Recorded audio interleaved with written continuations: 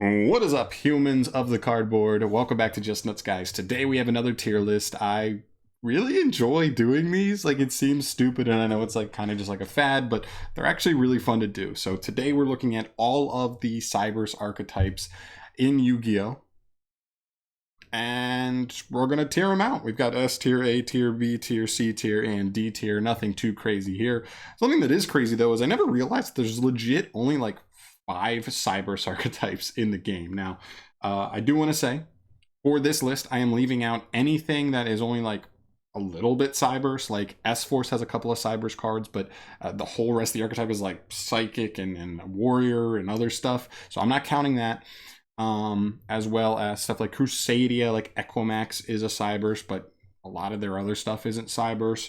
And Live Twins. Their first 2 Manic monsters are CYBERSE, but nothing else is.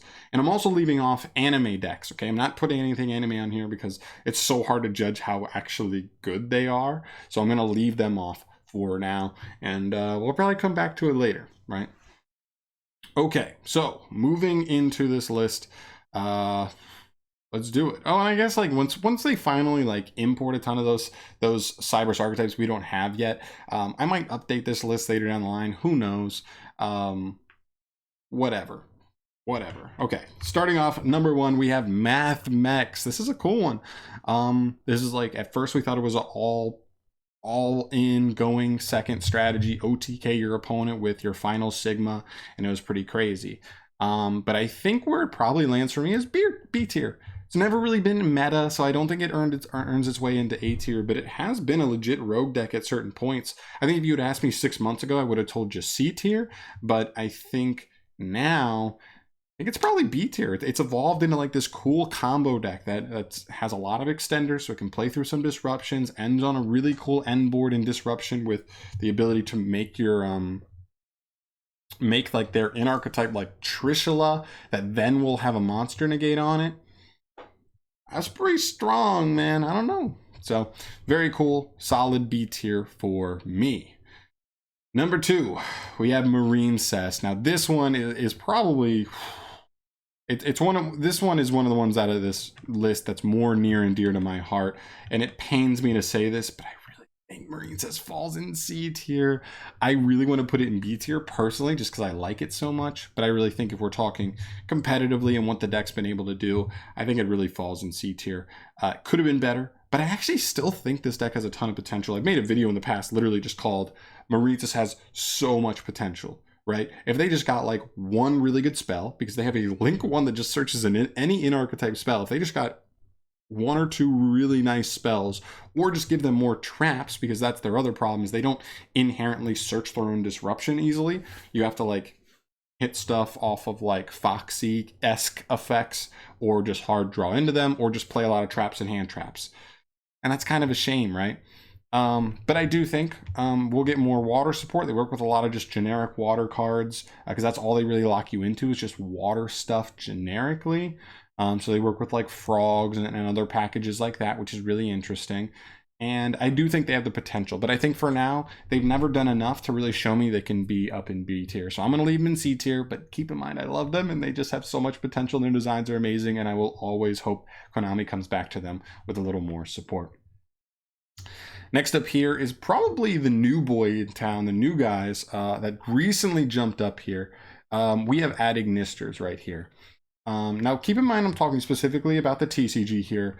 I think I'm going to put Ad Ignisters in B tier. Definitely above Mathmax. And I know you guys might be like, John, what the fuck? Listen, okay? Ad Ignisters are one of those very, very strange decks that works in a specific way.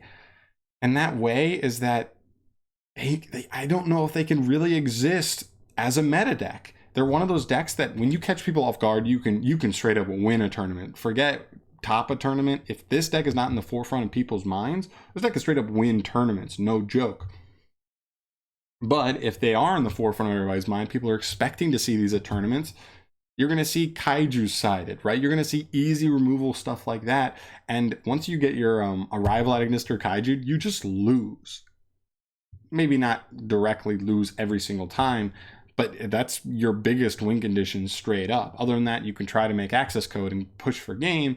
but easier said than done once you've had your arrival removed. So I think the deck is very good. I just think it's one of those decks that'll never really exist as an A tier. It just doesn't really function in tier 1. It doesn't set up a ton of disruption. It just kind of sets up one interruption with a towers monster, and that's kind of really what it does. And it's good at that. It's very consistent, and it is pretty strong, but once people know it's coming, you're going to see hella kaiju sided, and the deck's just going to hard lose to stuff like that. I still think it's a very good deck. I think it's close to A tier. I just don't think the deck can consistently like top tournaments like that. So I'm going to leave it out of A tier for now. Feel free to disagree and leave me your thoughts down below on anything here, honestly. But that's my thoughts here. I'm going to leave it in B tier, which takes us to our fourth deck of the video. Salammans, man. Salammans. Now, Salammans now probably fit in B tier.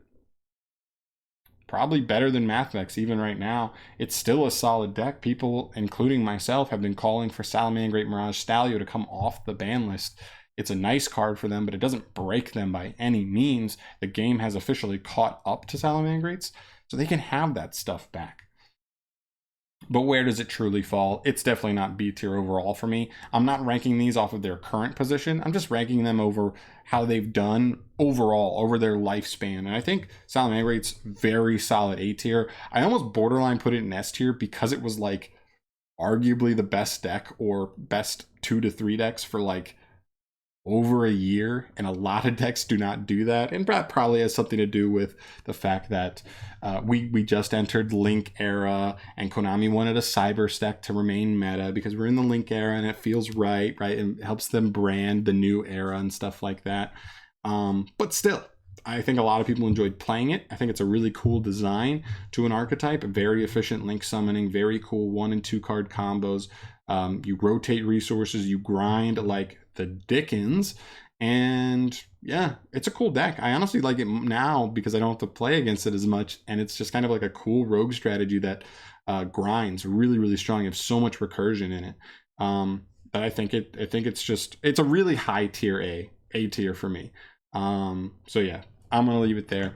Which takes us to our final deck, and probably, other than Marine Cess, the deck I personally am the most connected with, and that is Code Talkers. This deck is so cool. I still think it's slept on. It's a little bit less slept on. A couple Yugi tubers as of recently have done more content with this, and so it's kind of a little bit more in the forefront of people's brains. But still, this deck does some crazy ass shit, okay? You're doing generic combos with your Code Talker monsters, getting stuff like Signet, Signet Conflict. That's an insane counter trap. Negates and banishes. Then they can't activate cards with that name until the end of the next turn. Awesome. You have stuff like Signet Codec, which is one of the most insane search spells I've ever seen in my entire life. Yes, it requires you to be able to play outside of it. It doesn't single-handedly just search you something, but your combos, you just like search 5 times off of it. It's insane. And the fact that it U-links while giving your opponent Ibli, while getting Salammans Sanctuary, and a Firewall bounce or 2 is just ridiculous. So I'm going to leave this A tier, but under Salammans. I think overall their lifespan, I don't think you can argue any of these decks even sniff the jockstrap of Salammans. When it was good, it was really good. It was winning. There was a point where it won, what, like 3 or 4 YCSs in a row. And I don't think Code Talkers is nearly that, but I do think it's better than B tier. I just don't think people give it enough credit. And any second now, we're going to get Code Talker Heat Soul, or Decode Talker Heat Soul, and this deck is going to take off even more. I think the control variant will actually be really good. I think right now it almost has like a feeling like at Ignisters, where it has that really high ceiling, and you can definitely steal wins from decks not prepared to take a deck like this. But it's a U-Link kind of strategy, right? So you have to worry about that. If they have the right side deck stuff, if they have enough hand traps, they can keep you off of that U-Link, and then they can kind of just overpower you sometimes. So for that reason, I'm going to leave it under Salammans, and I'm going to leave it here, but I think it still deserves to be A tier, if not high B tier. This deck is legit, and it will be legitimately legit, a legit like meta card, like meta deck that people will be like thinking about, forefront of their brains, at least like high tier 2 that every tier 1 player needs to know like about the deck, because Heat Soul is insane and allows the control version to just like explode. It's awesome. So yeah, that's it. These are literally the only 5 legit CYBERSE archetypes we have in the card game, in the physical card game right now. Like I said, maybe we'll get Armatos Legio and Storm Riders and Hydra Drives later, and we can look at those and add them in here. But for today, this is what we're cooking with. This is what we're cooking with. I'm pretty happy with this list. But of course, as always, this is a tier list. Let me know in the comment section down below where you think these decks end up falling. If you disagree with me, agree with me, whatever. Let me know in the comment section down below. And yeah, thank you so much for watching, guys. As always, subscribe to the channel if you want to see more stuff from me in the future. Bye. No, bye. Holy shit, man.